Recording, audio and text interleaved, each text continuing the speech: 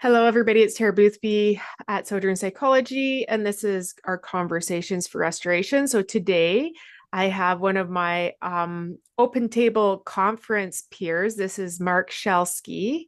That's right. And yeah, so Marc, you have a lot going on this year. It's been a big year for you. So maybe you can just let people know a little bit about who you are, where you are geographically, what you normally do. Okay. Sure. I'm a pastor in Portland, Oregon. My official duties are part-time because the church that I serve is quite small. And so, that part-time is about payment really because it's a small church with not having a lot of resources, but you do whatever it takes for the job to be done. I am part of a small team of elders at this church that it's an interesting little community. I've been in this church for 27 years now. It's been big and medium and small in that time. And the bulk of my adult spiritual journey has happened in the context of this community. So I have folks in church that I'm connected to that I've been doing this journey with for 20 years, 25 Wow. years, which is really special and not common, I think, for a lot of people. And the church has always been quite relationally focused. The founding circle of the church were all folks who had come from the Seventh Adventist community. And so they are people who, were escaping fundamentalism essentially. And so, we've always had an awareness of the way that our religious commitments and doctrine and our practices, how those things can be structured in a way that does not give life, and have been pursuing, what might it look like if all of that did give life, which seems to be, more in line with what we think Jesus was intending to happen. And that's a chunk of my life. And then I write. Um, and that takes all different shapes, so there's online writing, essays online, on my website, short form content, video content, books, all that stuff that is all sort of orbiting around um, my interest in helping people have inner life, um, healthy inner life, both sort of in the emotional, psychological space, and in the theological space, because I deeply believe that the theology that we hold is more than just abstract ideas about God. It's information that forms us deeply in the way we see ourselves and other people and relate in the world. And so, my sort of pastoral theological project is thinking about, kenotic theology as it rolls out in our lives in our churches. How do we live as if love is the thing that matters most? And what does that look like, especially in the hard situations? And That's amazing. yeah, so that's what fills my time. I do some other various things on the side to make ends meet using my various nerd skills to make money. And I've got two teenagers, well, I guess two nearly adults, college freshman, who is going to be starting her second year in college here shortly. And my son Lucas, that's Emerson. My son Lucas is a junior in high school. Christine, Wow. we've been married for 25 years. We've got an elderly mutt dog named Jackson, uh, and a bitter, formerly feral black cat named Bellatrix. Oh, yeah. I'm a cat person, so I appreciate knowing that you have a cat. That's awesome. Okay, wow. You just already said so many interesting sort of words that things that would be curious to unpack. So so first off, what do you mean? Can you just explain kenotic theology? Because I think that's so important. And so many of us are leaning into that space or trying to understand what that is, but lots of people wouldn't know what that means. Yeah, sure, of course. I think most Christians, are familiar with the line from John, God is love. right? And it's very easy for us to kind of pass by that and think that that is saying something like God is a loving person, or God relates lovingly to people, maybe some people only, or maybe everyone, depending on your theology. We can easily think of God as love as talking about sort of kind of an emotional posture, if that's appropriate language to use about God. Kenotic theology is a theology that says, what if God's love isn't a quality of God or an expression that God manifests at times? What if love is actually the entire shape and form of God's nature? The word kenotic comes from Philippians 2, the Christ hymn.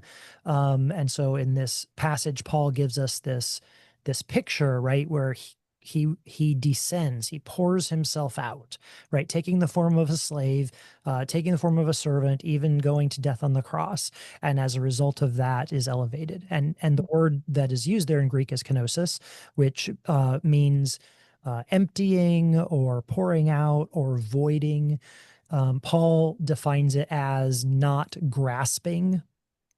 And so theologians have used that word and created this category, kenotic love, to suggest a kind of love that is entirely other-centered, that that's posture is to not hold on to power or privilege, but to set those things aside for the sake of other people. Mm. And I find that to be a powerful encapsulation of what we see in the life of Jesus in the Gospels. And so the more I came to understand this, the more I felt comfortable saying that I think this isn't just a aspect of who Jesus was or an aspect of God, but that in fact, this is the lens that helps us understand entirely who God is, Mm. right? So that we sort of connect the dots between Jesus saying in the upper room, if you've seen me, you've seen the Father. We connect the dots from that statement to an actual metaphysic of who God, what God's nature is, and how God relates to creation. And so then there's a whole branch of theology that grows from that that's very fascinating. There's people doing kenotic creation. There's people doing kenotic psychology. There's people doing, basically every aspect of what does it mean to be a human, looked at through a lens of Christian theology, but starting from the point that God's love isn't something God puts on. It's not something he offers to certain special people. It's not something he does on one day and not another day. It's not something that is Mhm. contingent. It is his essential nature, and everything else flows from that. And so then we ask questions like, well, what about God's judgment? And we then have to say, okay, whatever God's judgment is, it's going to be defined by kenotic love. Or what about the end times? Okay, well, whatever the end times are, that's going to be defined by kenotic love. Well, what about, you pick your category, and Yeah. kenotic theologians will say, great, let's explore that. Our fundamental assumption is God is always other-centered, co-suffering love. And so anything we want to understand about God has to be framed by that. That's sort of the bumper guards. I don't know if you guys have this, in the bowling lanes when we took our kids bowling as an activity and they were little kids, you could get the lanes that had the like inflatable bumper guards in the gutters, right? And so the kids would throw they can barely pick up the bowling ball. They would throw it down and it would kind of like bounce off of these protectors and make its way all the way to the end. So kenotic love is sort of the bumper guards on our theological discussion, right? As long as we keep that in mind, we're not going to fall off into pictures of God that are toxic, pictures of God that are that run counter to what gives life, pictures of God that don't coincide with Jesus, where we end up having kind of a bipolar God, where there's the Jesus part that's nice and loving and some other part that's not. Like all of those things are deviations that happen because we don't mind the borders of this perspective. Yeah, I love that. And then I mean, like, this is again, it's so beautiful how you're saying this, Mark. But when we talk about this kenotic love, and I'll say like God is either always loving or God is not God, is kind of where I've landed. Yep, that's a great way to express it. Yeah. And so this is so much of the current conversation with so many people who are recovering from spiritual abuse or institutional trauma, escaping fundamentalism. And this is like, that was some of the language you used before, which is like, this is great terminology. So how do you put those two together? Escaping fundamentalism and how so many of us are leaning into a better view, um, or better truth that God is always loving or God is not God. Yeah, I think these two things are deeply connected, right? When I think about my fundamentalist upbringing, the flavor of upbringing that I had, of Christian upbringing, was, uh, legalistic, that there were certain behaviors that you had to do to express, to show that you were faithful. There were certain behaviors that you had to avoid because those would stain you in some way. The measurement, you, of course, you could ask for forgiveness, you could repent, but the measurement that your repentance was real was that you would never do that thing again, right? And then if you did that thing again, then there's some question about, did you really mean it? And so all of the sort of boundary lines of fundamentalism are necessary if the primary understanding that you have of God is that God is a judge. That what God is up to in the universe is sort of discerning who is in and who is out, who's righteous and who is unrighteous. If that's the picture of God that you have, then of course you need a system to make sense of it, because otherwise it's just going to be terror inducing all the time, right? So you need the legalistic system to feel okay, right? But the trouble with that system is you can never quite feel okay, right? Mm-hmm. Right? It's a treadmill. You think you're doing okay, but you're never quite doing okay. And the sort of thorn that's embedded in the system is that if you happen, because you've got great willpower or because your temperament happens to line up with your particular church tradition, if you happen to be able to do it really well, then what happens is self-righteousness, right? And you become sort of full of yourself spiritually and elevated above other people, and that causes you to have a platform for judgment for other people. And so that image of God that you've held up, that God is the judge, actually becomes a mirror, and you also see yourself as a judge toward other people, right? Yeah. And so that whole system where we're having to measure who's up and who's down, who's in and who's out, and there's this sort of possibility of the panic, the existential panic of, am I going to hell, or, is God going to leave me behind? There's a whole famous book series that's the title, Left Behind. The energy in all of that theology is the energy of fear. Mm-hmm.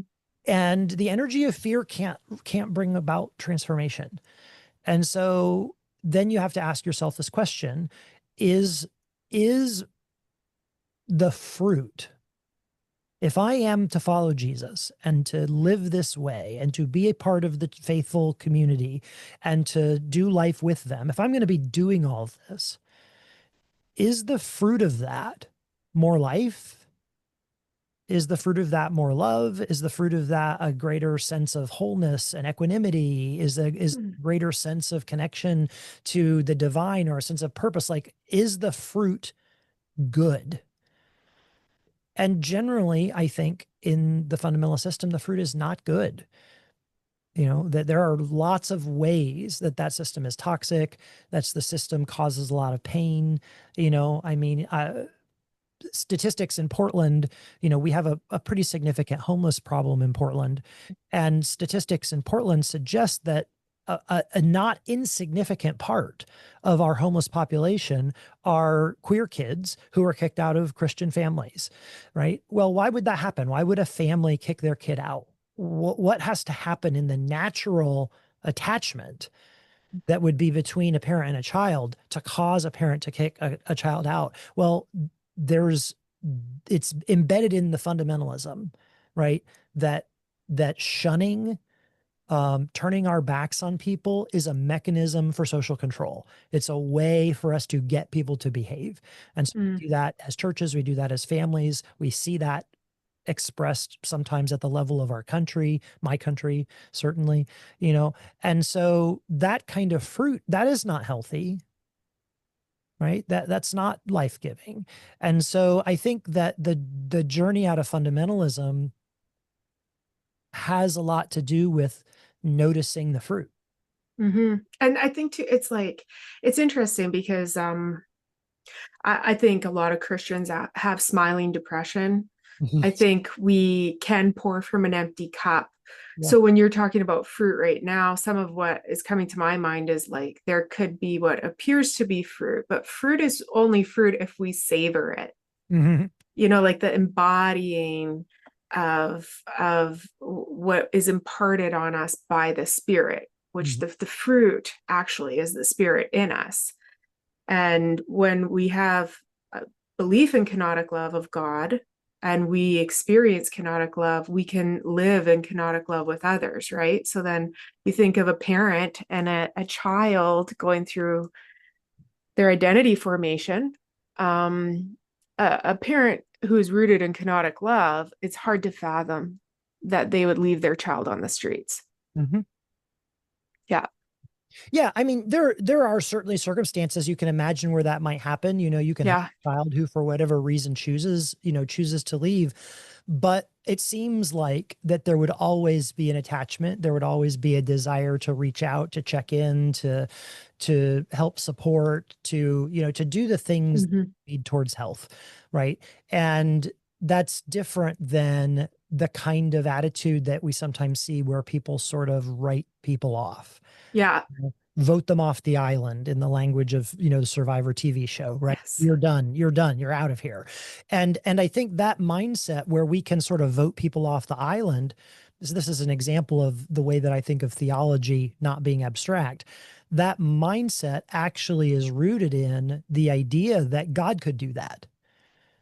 Yeah. You have a God who can turn God's back on you for eternity, leave you to suffer your fate in eternal conscious torment.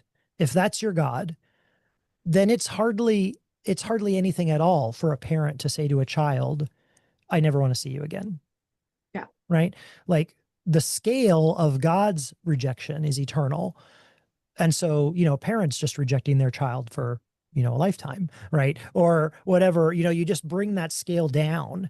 And so this idea that there's a line that you can cross, that once you cross that line, there's absolutely no hope, there's no reconciliation, there's no restoration, there's no possibility of life made new.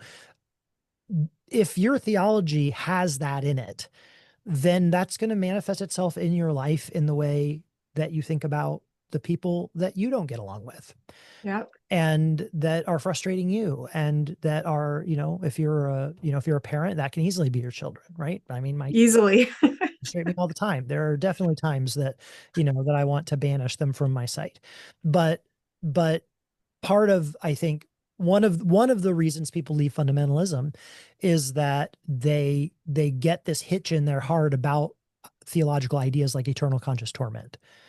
And they're like, I just, something about that. Like, I get that God is just. I get that there need to be consequences. I get that the impact of our choices goes out beyond the moment and impacts other people and can spread. Like, I understand all of that, but the idea that, you know, um, everyone from, our classic example, of course, is Hitler on one end of the scale of evil, down to a baby who dies tragically before being old enough to hear the gospel story, right? Right. So everyone in that spectrum is now presently in eternal conscious torment, right? People look at that and they're like, I can't reconcile that. I, No. I know that there are these handful of places in the Bible that sound like they're talking about that. I know that when we talk about God, we don't want to leave out the idea that God is just, but I can't reconcile the idea that God would do that. Well, the only way to reconcile it really is to abandon the idea that God is love, right? So you Mm. end up with certain theological streams that will say that outright. You know, the neo-reform movement in the United States says that. They say God is not love, God is loving to his children. And God's children are the regenerate saints. They are the people who have confessed their sin, and they're the ones that have been ordained since before the foundation of time and by double predestination to be saved. Those are the people God loves. God hates sin and everyone else, all the rest of it, right? And so they are able to justify that theological shift by just saying, oh, yeah, of course, we do believe in eternal conscious torment, and it's not a problem because we don't believe God is loving. Wow. Yeah. Wow. And I mean, but it's so hard. Yeah. So you think of why people feel so let down by the church and God, Yeah. because being raised with these views that, I mean, I was raised with views of eternal conscious torment, and that it was risky to even consider just the extent of God's love. Hmm. We could consider the extent of hell, Right. Yeah. Yeah. Yeah. but Yeah. not love. Right. Exactly. And it's just no wonder people step out, because we think of like, if I miss the mark, which we all do. Mhm. That's like the best definition of sin that I've heard of is missing the mark. Well, I'm always going to miss the mark. And so I know that. And of course we then should feel moral, psychological, neurological conflict inside of us when we are sitting inside of a belief system Hmm. that says somebody somewhere is getting, they're hitting the mark every time. Yeah. Right. You know, like who it's just yeah, the performance driven. And so that's where I say, like, I think a lot of Christians suffer from smiling depression. We're really good at looking fine. Hmm. And Yeah. the pain A lot of, depends on that. or sorry, go ahead. I was just saying a lot depends on it. A lot depends on looking fine, right? Mhm. There are both eternal and immediate social consequences for not looking fine. Mm, yeah, yeah. And then too, like you were alluding to, that sort of this expectation that we're somehow performing or doing things to save other people, Hmm. which is, I don't know if you've thought about this, or I'd love to hear what you have to say about the pressure that so many people are under when they think that there's, I don't know, we help people to say the right magical words, and somehow Yeah. we've helped them enter the secret club. Right. Yeah. There's a lot about that that's so troubling. One of the books that significantly impacted me, uh, when I was really beginning to challenge and change my theology was The Divine Conspiracy by Dallas Willard. And in that book, in the early section, Willard talks about how so much of modern Christianity is really just a program of sin management. That There's this expectation that you have to appear a certain way in order to have that eternal reward. And so we have all these mechanisms that are put in place by our church and the way that our church life is structured that's about managing the tendency to sin, and not ever really leaning towards, you know, healing or abundant life or what life could be like if you weren't having to think about sin all the time, but just managing it. And one of the things that he said in the book that really struck me was that that kind of gospel really assumes that God's not very smart, right? A metaphor that came up was sort of at the grocery store, when the checker is scanning your groceries across the little laser scanner so that it rings up. The laser scanner does not care or know what is inside the package. The laser scanner only knows what is on the UPC code. So if you have a can of beans that are expired and you scan it, it's not going to scan expired can of beans, toxic, do not eat. It's going to scan can of beans. And the sort of modern evangelical American gospel narrative essentially says that if you say the right words, and then do whatever our particular traditions expected things are. So our particular church will have this set of things that show that you really meant it when you said the words, right? So if you say the right words and do the right things, that you get a new UPC symbol. You get the symbol of Christ's righteousness applied to the can of your spoiled toxic beans. And so when God in judgment scans this you over the UPC scanner to see if you're eligible for heaven, instead of knowing that you are spoiled toxic beans, the scanner will just read Jesus Christ. And because of Jesus' righteousness, you're eligible for eternity with God. And the question that Dallas posed was, okay, that's a great system if the point is getting to heaven, but it also means Mm. you have never become a better person. And and when you as a human invite people to stay at your house, probably the most important thing that you think about when you extend that invitation is what kind of person is that person that you're inviting to stay in your home, Mm. right? Like if you're going to give somebody they need a place to stay and they need to stay there for a month or a long time where it's going to be an inconvenience, right? You actually think like, is this a person I want to spend a month with? Well, why would we assume that God is different? Right? Like God is inviting to God's home, to God's eternal presence, people that are completely horrific to be around. No, this life is the process of being formed in the nature of Christ so that our experience of being in the presence of God now is just the beginning of our experience of being in the presence of God in eternity. Like there is a Mhm. distinction. There's no moment where it changes. We are in the presence of God now. We experience that now. We will experience that in eternity in whatever way you envision eternity. And it's not that God is tricked by Jesus' righteousness to let you in. It's that God has worked in you, and in working in you, drawing you to God's own self, God has done the work of restoration in you, right? That when God is, restoring all things, you're included in that. And that's not just a promise for eternity. When we talk about, dying and going to heaven and we'll have new heavenly bodies and won't everything be great and no more arthritis. No, no, no, no. That's a process that's also now, Mhm. right? That being restored is happening. And I think that's part of what the kenotic theology picture suggests, is that we can now experience and practice other-centered co-suffering love. And when we do it in the small ways that we do it as humans, we are beginning to practice what eternity is about. We're beginning to Mm. practice the nature of God now, right? That is what's happening. And it's not, we don't need to pretend to not be a mess. God can see who we are, right? We're not tricking God. God knows all of the reasons why we are the way that we are. God knows what we've been through, the traumas we've experienced, the reason why those terrible decisions made sense in the moment. And God is working to restore all of that. And that's happening right now. Are we willing to be a part of that? Mhm. I love how you said that, Mark. And I think it's like practicing other focused self-giving love as often as possible, as much as possible, is such a refining and Mm. a restorative way of being.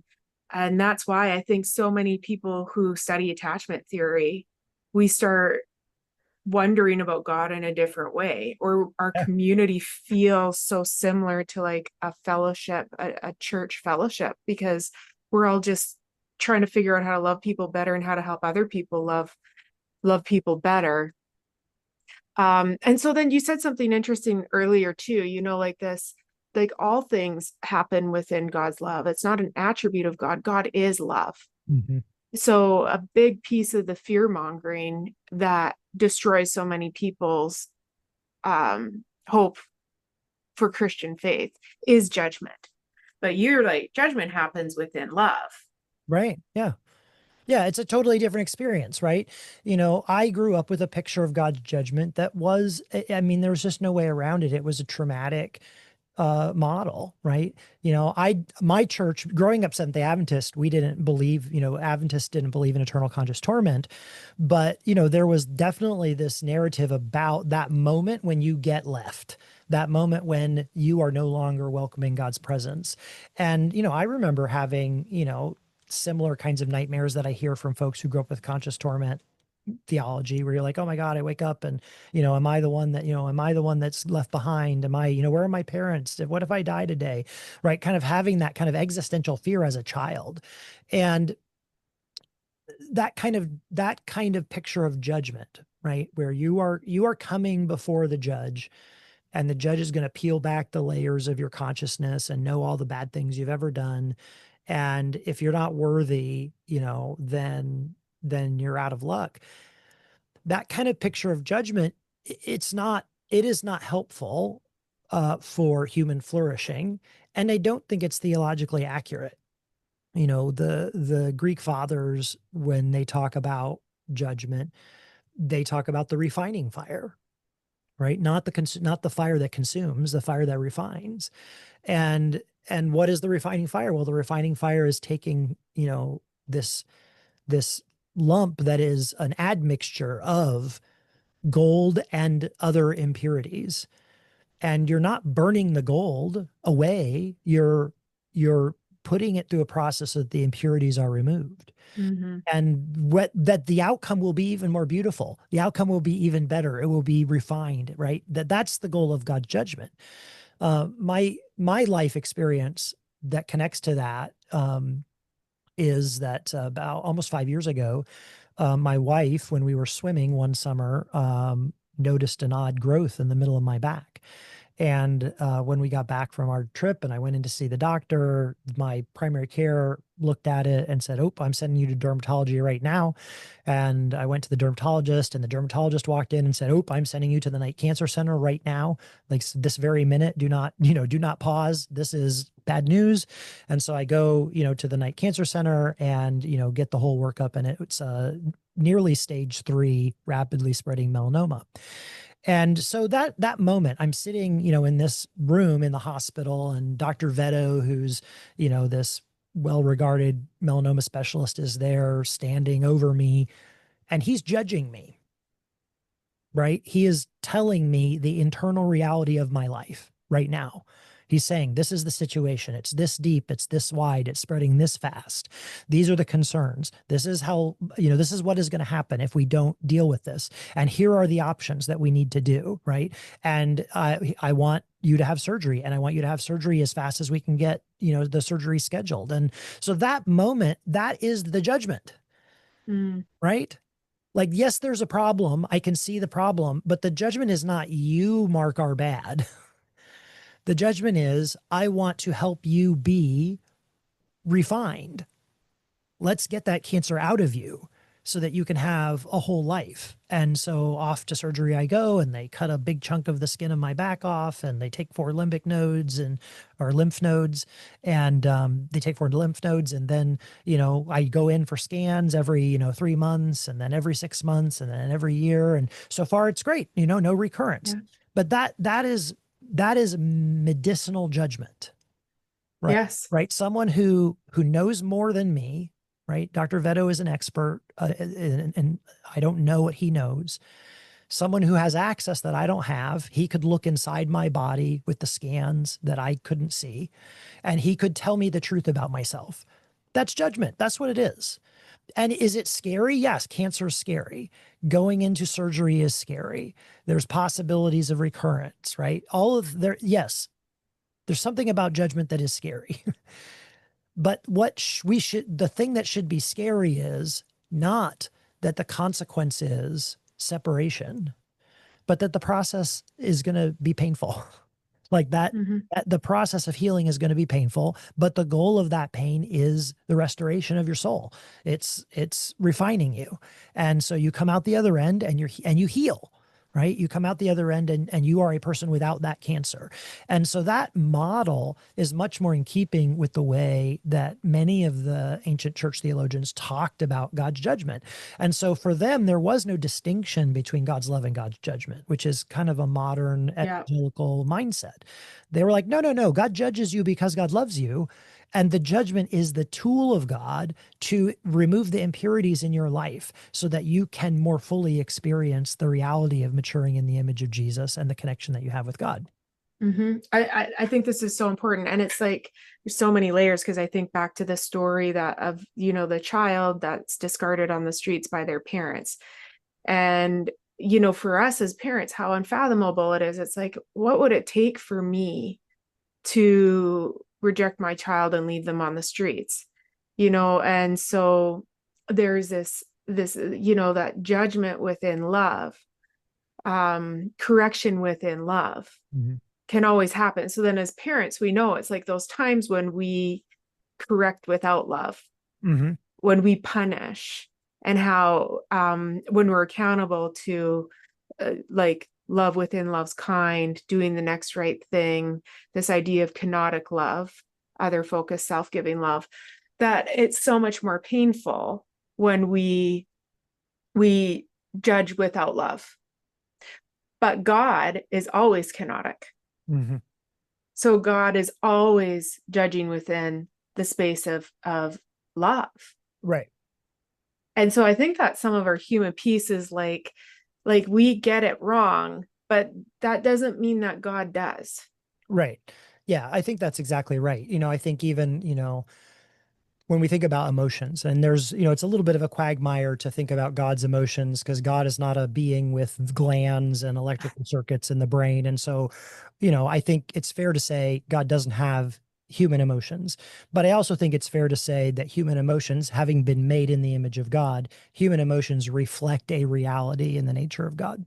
And so, for instance, we can think of, the Bible talks about God's wrath, or there are times when the Bible talks about grieving the spirit, and our analog reference for those things are human anger or human grief. And many of us, our experience of human anger is quite dangerous, that are maybe depending on the home we grew up in. Our experience of human anger is that it's unpredictable. Yep. Sometimes it's violent. Sometimes that violence is mental and emotional. Sometimes it's physical. Sometimes it's abusive.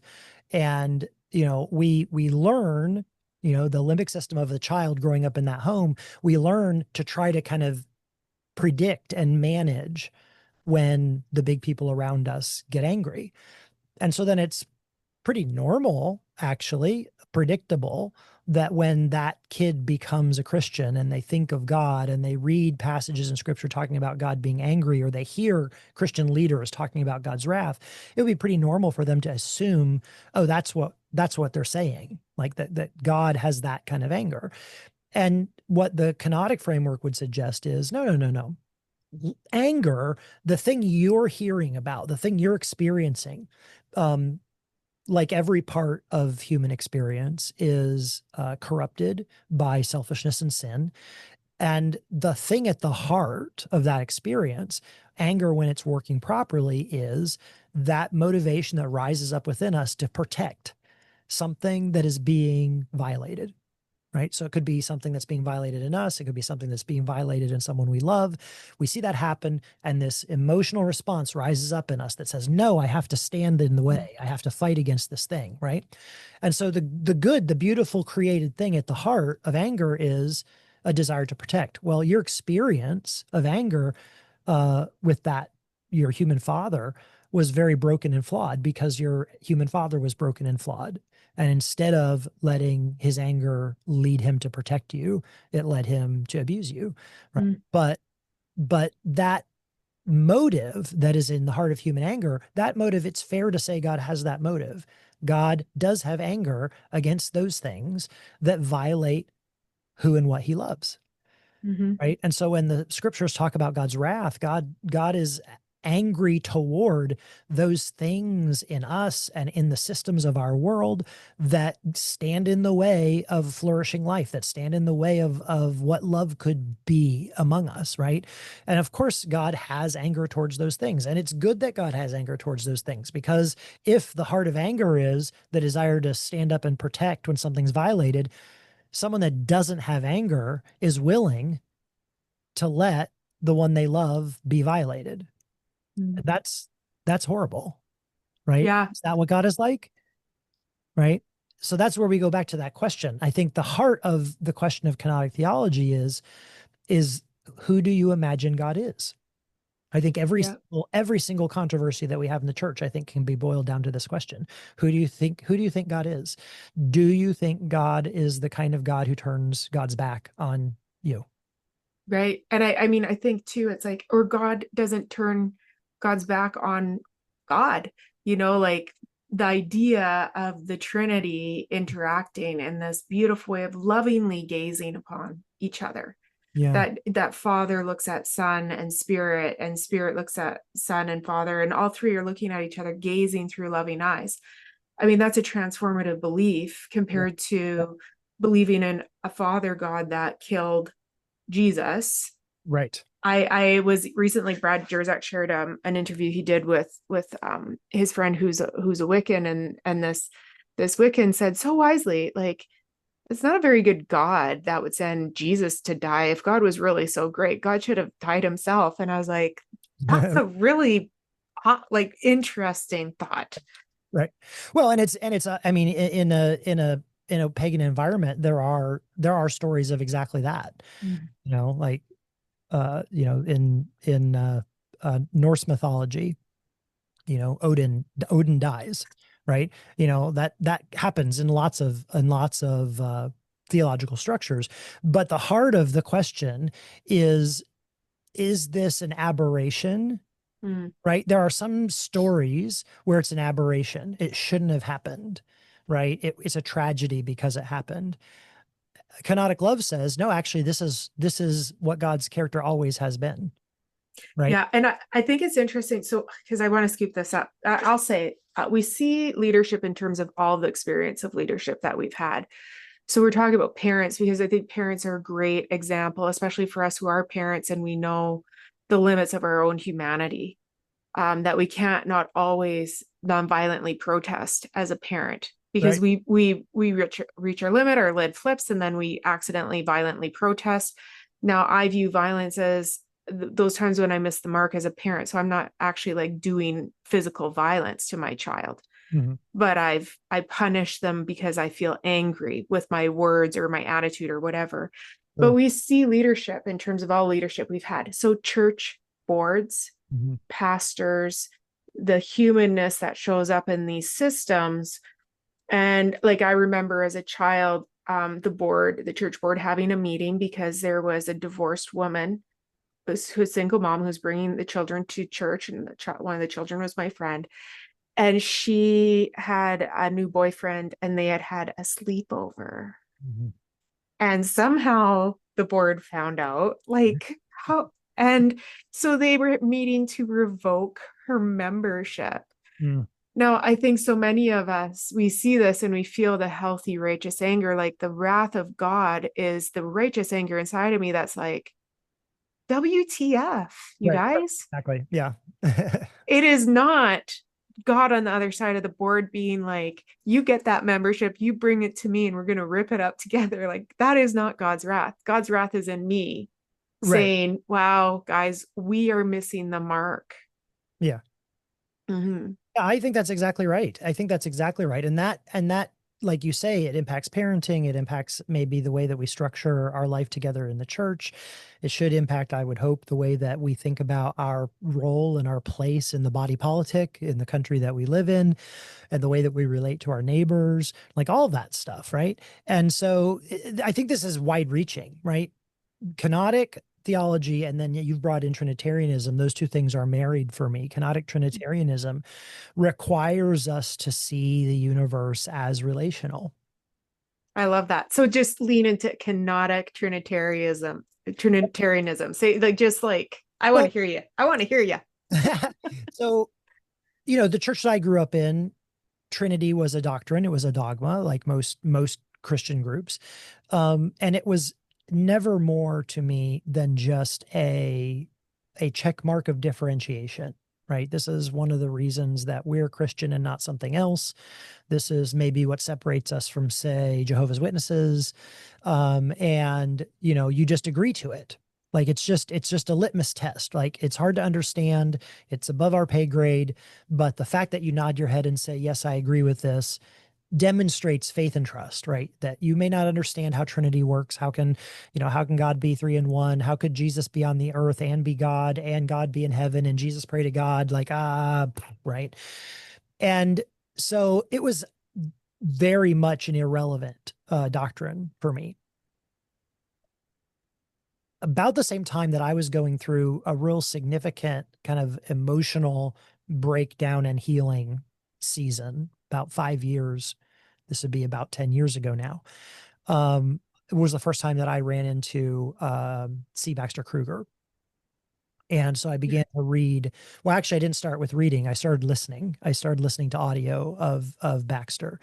And Baxter's a brilliant theologian, but the trick that Baxter has, if you haven't met him or haven't heard him, is that he's a good old Southern boy. And his language is peppered with good old Southern aphorisms and his stories. He's an amazing storyteller. And so he kind of sneaks up on you as he's talking like this good old boy about God and about how God will never turn his face on you. And the reason that we know that is because God never turns God's face on God. And then we open up into the understanding of Trinity. And at the heart, the idea of Trinity is just simply this. It's quite simple. God is in God's own self, a community of other-centered co-suffering love. Like God isn't community. God's not three beings. God is in God's own self. So in the nature of God, God is a mutuality. Mm-hmm. And that matters. This is how it ties to the kenotic theology. That matters because if God's nature is love, love is not an abstraction. It does not exist in a vacuum. Love is relational. There is no way that God can be love without having an object to love. And if God has always been, then God has always been a mutuality, able to give and receive love. And so then we get this narrative of the Trinity. And, there's lots more to it. You can go deeply into it. Lots of it has been written. Heck, my master's thesis is 80 pages on the subject. Like there's a lot to go into. But when I talk to folks at church who aren't theology nerds and really aren't interested in me spending 45 minutes going into the deep weeds of the early church fathers, all that they need to hear is this. Trinity tells us that God in God's own self is mutuality. Yeah. And if everything is created in the image of God, so not just you and me, but all of creation, right? Creators make in their own image. That is what it means to create. So everything that's made is made in the image of God.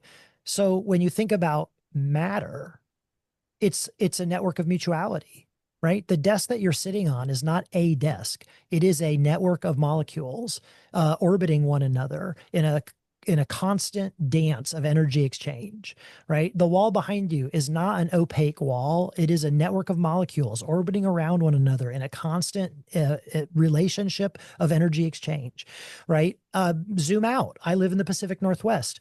I live in a rainforest, right? Not the tropical rainforest, it's pine trees, right? But the world that I live in, these giant trees and the ferns that are on the ground and the mist that comes through the forest that waters the ferns and all of the life forms that are up in these trees hundreds of feet in the air, that's all a network of relationship, right? And if you break something in that relationship, the network begins to suffer. And we see that Yeah. in the environment around us, right? The universe, right? Planets orbiting one another, a constant exchange of motion, a relationship of energy exchange. Like everything from the hidden heart of the molecule to the universe itself. It is all made in the image of God. What do we see? in the natural Mm. world. We see that everything is a network of relationships. Yeah, and then it's just so fascinating because the vastness of talking about the mystery, and I often what's broken in my experience in North American churches is people teaching and thinking they should take the passage and put their own interesting spin on it, like, you know, talking about maybe something that will make it come alive more in the modern time.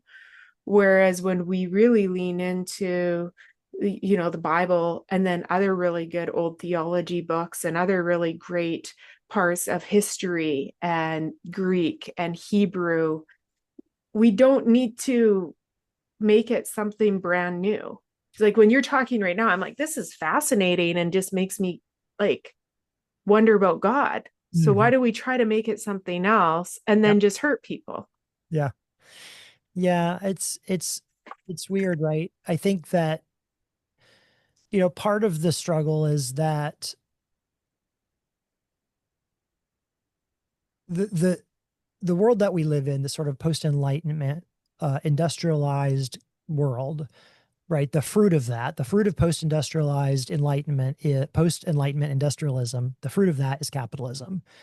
And capitalism growing out of that, the core tenet of capitalism is that the things that matter are the things that produce, right? So bottom line, it has to generate income. That's, a company. If you're a company that has a business division that's not generating income, you get rid of it. There's no point in having it. Um, and that mindset is deeply embedded in Western culture, not just in terms of business, like all the time, right? I grew up in a home, I'm an introvert, I'm a reader. I grew up in a home where if you were, you know, caught sitting down on the couch for too long, you might be asked to go do chores, right? Because sitting down on the couch is doing nothing, right? It's not accomplishing anything. Um, I, when you look at architecture, Portland has lots of 100-year-old craftsman homes, beautifully made, with these intricate, unique little accents, at the joinery and at the peak of the roof and the way the columns are formed, right? Well, homes that are built today don't have any of those things. Why? Because it costs money to make those things and they are not necessary, right? And so capitalism has said we get rid of the stuff that doesn't produce. We get rid of the things that don't matter. We see that in religion as well, right? That we want spiritual practices that show immediate fruit. Yeah. And the problem is that spiritual practices are more like gardening than like manufacturing widgets in a factory. And gardening is a slow process. It's a season. It takes investment. It takes showing up. It takes doing the little chores of watering and weeding and fertilizing. And then there's a whole lot of stuff you have no control over, like the sun and the rain and the wind and the temperature. And all that comes together to create the produce that you harvest from your garden and enjoy. But that took time and investment and care. Well, that's the way the universe works. That's the way spiritual practices work, but we want something that's faster. And so Mhm. that's how you end up with the 3-point sermon in a 55-minute church service. That's, 35 minutes of music, because that worship, that corporate worship, which I love, I'm a guitar player. I love that stuff. But the reality is it's a shortcut.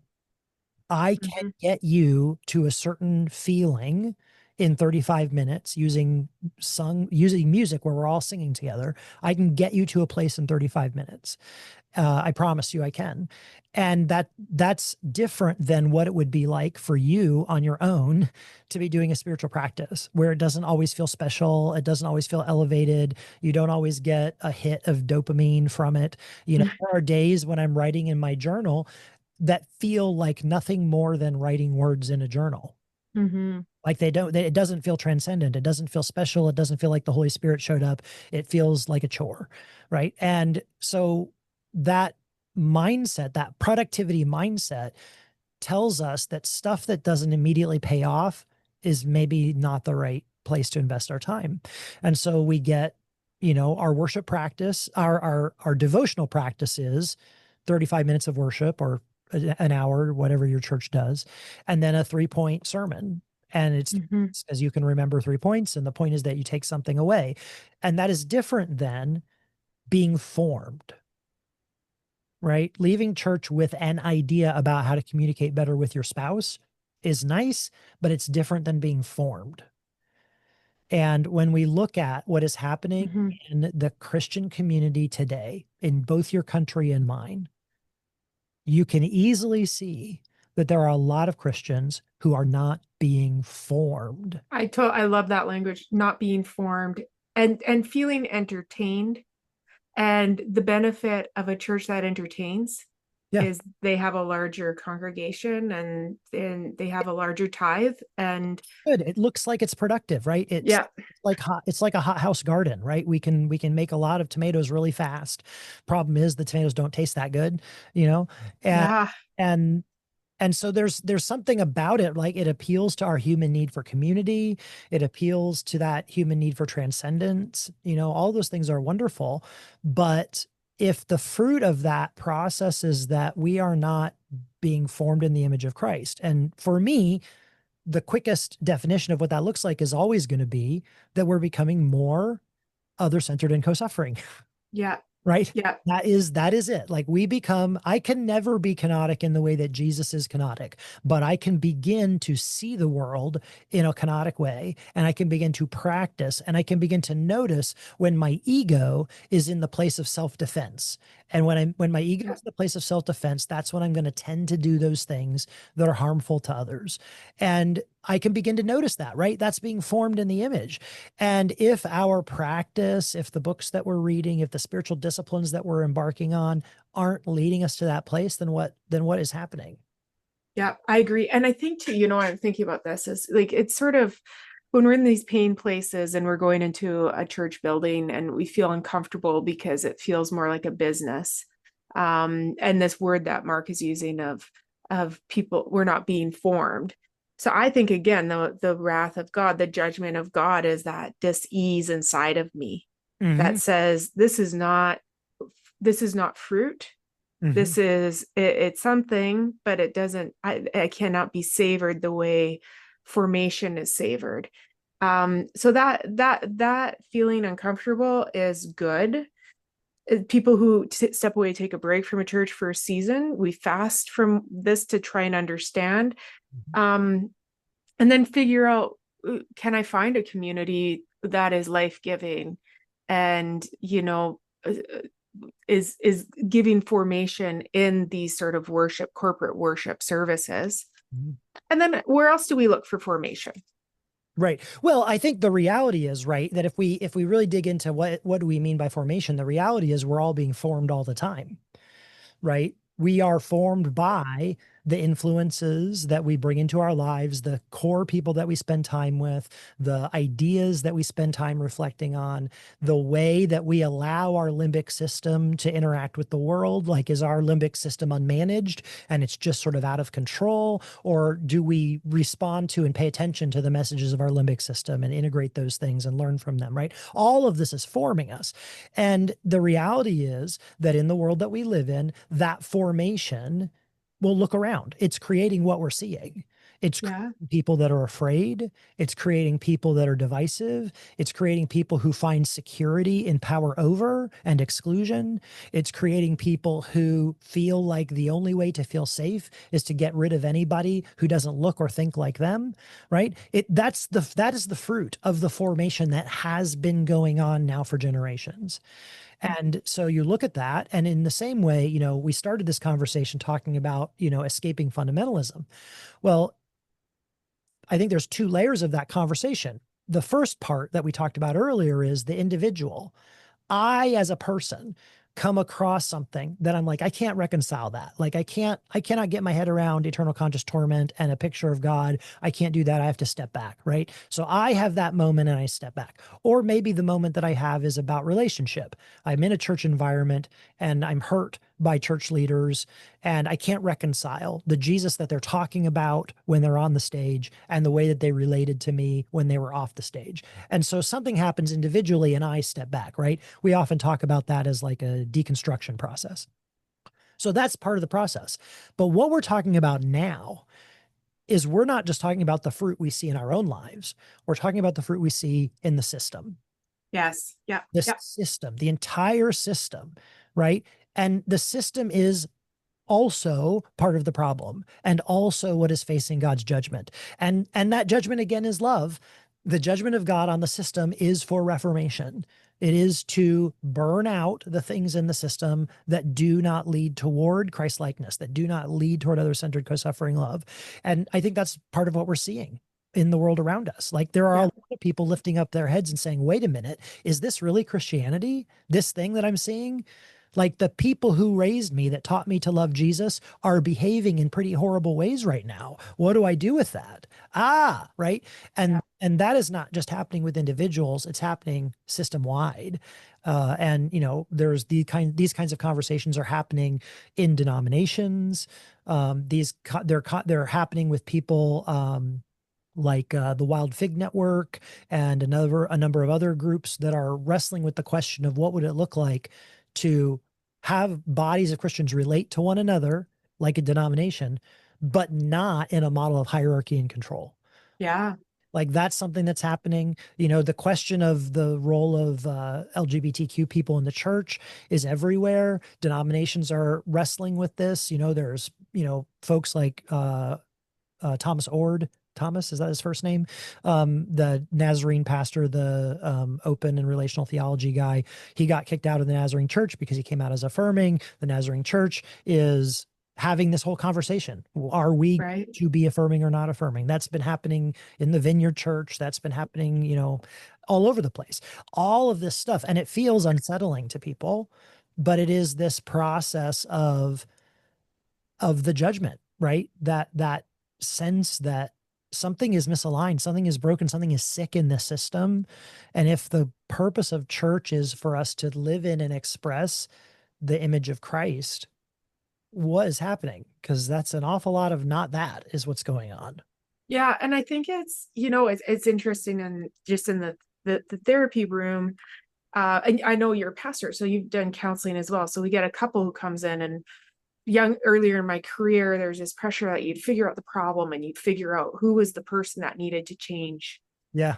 But through an attachment lens, now a couple comes in, I'm like, my job is not to figure out who the bad guy is.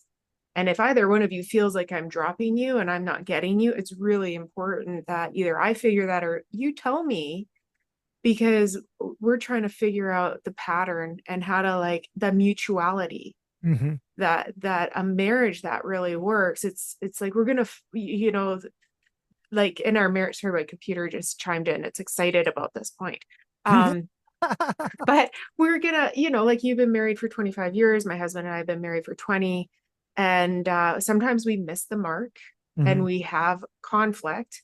But when we're in consolidation and mutuality, when there's such a practice of gazing upon each other with loving eyes, just like God, that we're created the image. Mm-hmm. Let's create them in our image before gender. Mm-hmm. Like we're in the image of God before gender. There's a whole other beautiful conversation, right? But that who's the bad guy is not the wrath of God in the church. The who's the bad guy is the brokenness of the system, trying to figure out how we can let certain people in or we can't. It's like everybody's in. Right. Right. Well, you shared this, you know, the story from your childhood of the single mom, right? And in that moment, I can imagine this tension, right? Because there's some folks in that community who felt they were protecting something important by trying to mind the boundaries of sexual behavior. And they felt that that was important enough to tell this woman that she couldn't associate with them, right? Well, okay, I mean, sexual behavior is important. It gets at deep stuff in us as human beings. And our sexual behavior can be very life-giving, and it can be very hurtful to ourselves and to other people. So it's probably important to pay attention to it. But there's another thing that's happening there, which is the question of belonging. And belonging is the essential human need, I think. And so for this body of people to say to this person, you can't be here with us, right? What was more important was protecting an abstract line of appropriate behavior than protecting this person's belonging. And Mhm. if there were questions about appropriate sexual behavior, I could imagine a scenario where it would be safe to talk about that inside the context where belonging is not being questioned, Yes. right? Yep. Like, we love you, you are here, you are of us. And we are also concerned that something may be happening that is going to be destructive for your life and your family. Can Are we you safe? can we talk about that in a way that is life-giving for you? Are you open to that? Do you trust us enough to have a loving conversation about the boundaries of your sexual behavior? I can imagine that happening. And I say imagine because I don't think that kind of thing happens very often. No, I love that, Mark, because I think it is like we're trying to be too efficient to perform so well to get things done by the book and create this system, these rules within this fundamental life. Mhm. And in that the belongingness is lost. And then one of my psychology mentors, Jim Furrow, he says belonging leads to becoming. So when Right. you said that, I'm like, I love that. That's exactly right. That's what I was wanting to say. I think that phrases it perfectly, right? Because in the fundamentalist model, I have to become to belong. That's why it's always tense. That's why it leads to lies. That's why it leads to deceit. That's why you get fundamentalist churches. I mean, I knew this growing up in the fundamentalist church, that people showed up on Saturday and behaved completely differently than they behaved in other parts of their lives, right? I knew that. Everybody knew that. That was just the way that it worked. Well, why did it work that way? Because in order to belong, you had to behave. And so all the emphasis was on the behaving so that you could belong, because belonging was the thing we needed, right? Yeah, I love it. I think it's so important. I love what you're saying because it is, there's just like become, look the certain way, and then you'll belong. And I was just talking to my pastor friend Michael Laurie about this yesterday, and I had this epiphany. I'm like, oh wait, even pastors don't feel like you're belonging when you're trying to become before you belong. Not even pastors feel like they're belonging. Yeah. Oh, it's crazy. It's crazy. Yeah. I have a hard time with pastors' events for this very reason. It's rare to find a pastor's event where the conversation is authentic, because when you step into a room full of pastors and the only thing that they know about one another is that they are pastors in the same community, then the kinds of things that get talked about are performance issues. What's that cool thing God's doing in your church? How many people are coming? How many people got saved? And then let's pray together for one another. I was at an event just like this, and the event was going to end with a time for the pastors to pray for one another, because pastors need support. Really wonderful. And so we got in groups, and the instruction was to go around and share what you need to be prayed for. Without exception, everyone around the circle prayed asked that the group would pray for God to bless this cool new thing their church was doing. Nobody said, I am struggling. I would like you to pray for me. I need prayer for this. I have these questions. I have this decision I need to make, and I need wisdom to make it. Not one person asked for prayer about their heart. Every single person asked that God would bless some endeavor that their church was engaged in, right? Well, that's what you're talking about, right? Yeah. There's a fear that if I were to say, I'm really struggling with, hey guys, I started Lexapro last year. I was just at the end of, my rope. I was feeling an urgent sense of panic all the time. And I would just love for you to pray that my therapist and I would know the wisdom for the best way forward. Right? Nobody's Yeah. gonna say that in that circle, because now the questions that we assume are, oh, you don't have enough faith in God, or God won't heal you, or are you okay? Is everything okay at home? Or like all kinds of questions that shouldn't be even part of the equation, because it's quite okay for faithful Christians to have mental health struggles, you know. Yeah. But but that's an example of what you're talking about, right? That just even in this environment where it's superficial, the need to belong, to feel okay, to feel included, to not be seen and be judged is so powerful that we will stay at a superficial level.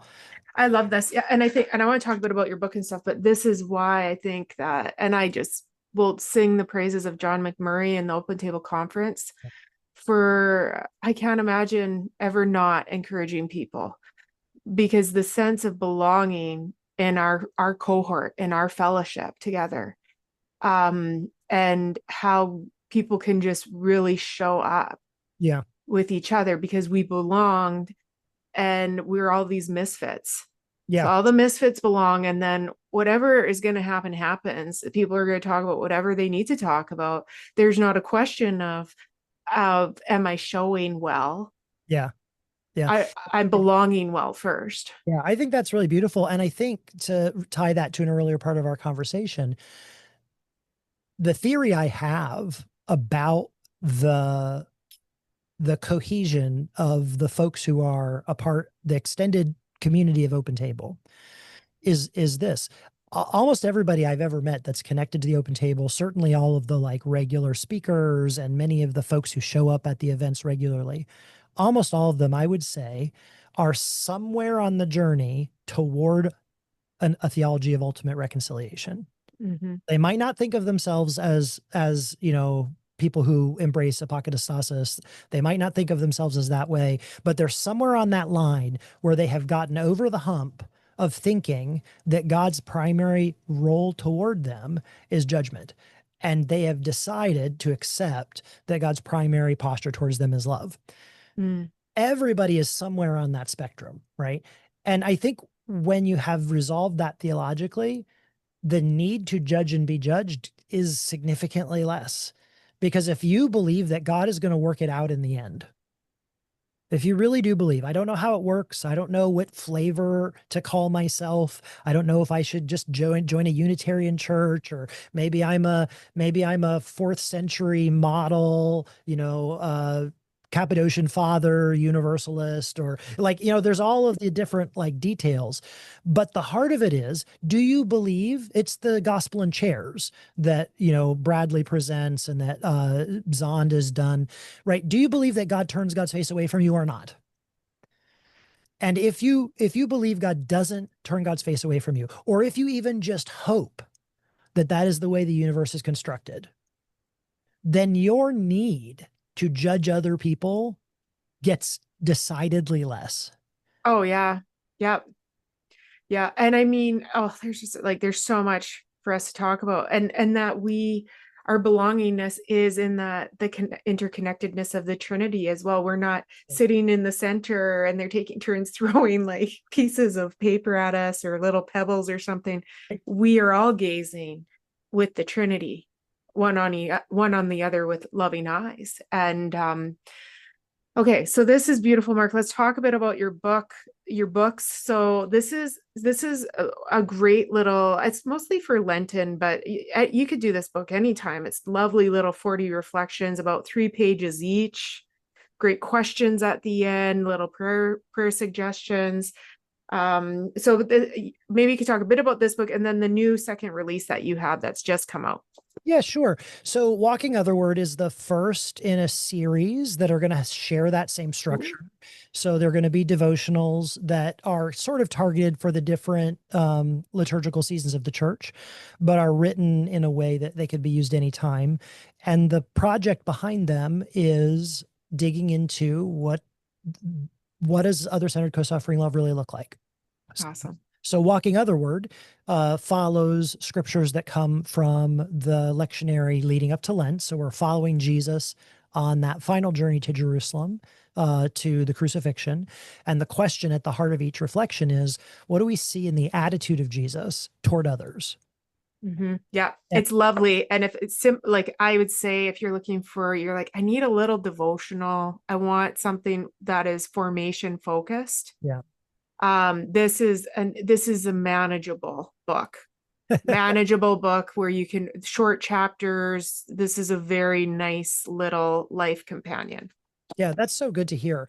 Is the struggle I always have, you already have figured this out. I'm a big nerd who explains too much. And when I talk about canonic theology, there's hours and hours of things I want to talk about. And my little church, is very patient with me when this comes up. And so Walking Otherward kind of grew out of the discipline of asking the question, how could I invite people into this way of seeing in a way that they can enter into, right? Mm. In a way that's not, my journey. I couldn't wish anyone on it, right? I'm like, you got to read, 17,000 pages of ancient literature. You need to like, I couldn't wish it on anybody. And I don't mean to suggest that that's what's necessary. I enjoy that stuff, right? I love it. But not everybody finds that valuable. And so Walking Otherward is going to be the first of a series. So the one I'm working on right now, it doesn't have a title yet. If everything goes well, I'm hoping that it will be done and out in time for Easter next year. Awesome. It'll do the weeks through Easter up to Pentecost. And the focus on that one, so the focus of Walking Otherward was our attitude, the way that we see ourselves and others through this lens of other-centered co-suffering love. The one I'm working on now that will go through Easter and Pentecost is how we actually see God. So what Mm. does it mean to actually think of God as other-centered and co-suffering? And then there'll be another one that will be there'll be two more after that. And so yes, I think Walking Otherward is probably the best thing I've written yet, because the discipline of Ah, trying to write short, the discipline of working something through enough that that short piece is compelling, was really good for me as a writer. And uh, so yeah, I'm thrilled that you recommend it. I think that it's a good place for people to start. Uh, yeah. And I'll put the information for this one below. And then tell us about your re-release that's just out now. yeah, so Journaling for Spiritual Growth is the brand new one here. It came out, I published it myself 2.5 years ago. And I'm a lifelong journaler. I've journaled in all the different ways, lots of different methods of journaling.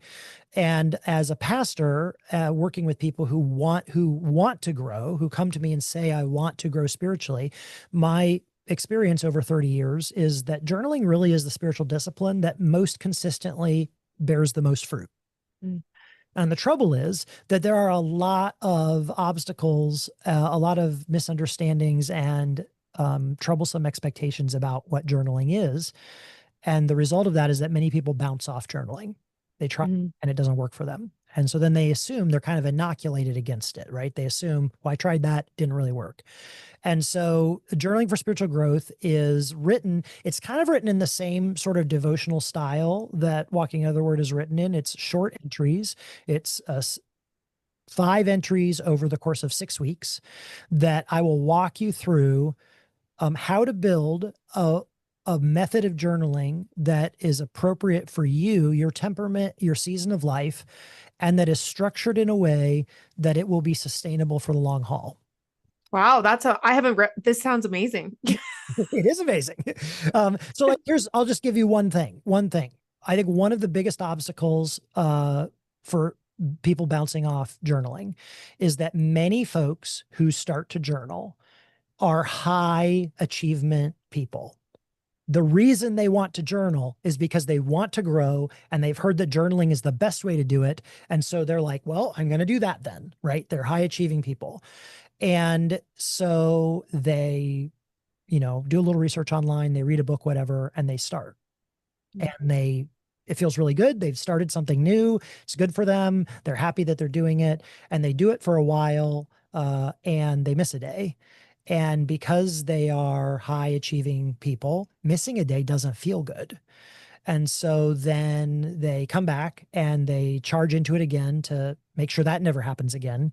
And then life does what life does and is unpredictable. The kids vomit on the way out the door to school, or someone backs into your car in the Costco parking lot or whatever. And the time you had planned to spend journaling isn't available to you. And so you miss another day. And you kind of build up this sense of failure. And because that doesn't feel good, we're wired up as humans to avoid things that don't feel good, right? Yeah. It's why we don't like to exercise. And so after a while of it not feeling good, the way to get rid of the feeling of failure is to just decide the problem is with journaling, not with me. Yeah. Right? Journaling doesn't work. I tried that. I'm a free spirit. I need to walk, my form of spiritual growth is walking in the forest. Okay, can you do that every day? Like, is your life structured in a way where you can actually walk for an hour in the forest every day? Because if you can, that's awesome. But I don't think most people's lives are structured in that way. And so I think one of the expectations that people have, and this is not true just for journaling, it's true for all spiritual disciplines, is that in order to do it in such a way where it bears fruit, you have to do it perfectly. And the reality about spiritual disciplines is this: any spiritual discipline that does not fit inside your actual life is not a spiritual discipline you will stick with. Mm. So we get this sort of halo of what the saints did, Oh, Martin Luther got up every morning at 6 and prayed for 4 hours. Or, oh, the saint in my church had this particular way of journaling and she journaled like that every day for 30 years. We get that halo, and it actually works against us Right. because it is impossible to do that. And so from the beginning, we're setting ourselves up with a task that's not manageable. And so this is just one of the things I teach, which is that the only safe environment for a spiritual practice is an environment of grace. Mm-hmm. I love it. That's the only one. And that means when it comes to a practice like journaling, faithfulness doesn't mean that you do it every day. Faithfulness means that you keep coming back to it. Yeah. Yeah. I agree. And I mean, like, cause I journal, I mostly write poetry, but it's not a consistent sort of writers. We don't just, other than, like, what's his name? That wrote The Stand and a bunch of good Stephen King. Yeah. Like, and some of these guys that like have these daily practices, but like me, my writing is erratic. Lots of us get woken in the middle of the night and all these weird things that happen for writers. So faithfulness means we'll keep coming back to it. I love that, Marc. So I'm going to put Marc's information below, ways that you can connect with Marc, Instagram or different things like this, and how you can grab his books. Thank you so much, Marc. Absolutely. This has been a fun conversation. Thanks for having me. It's been really fun, and I can see why John McMurray had you join them at the School of Theology that just recently happened. And I would have loved to attend it because I just love learning from you. I'm so thankful for what you're contributing to this conversation. Thank you so much, Tara. Okay, peace and love. Thank you, Marc. You're welcome.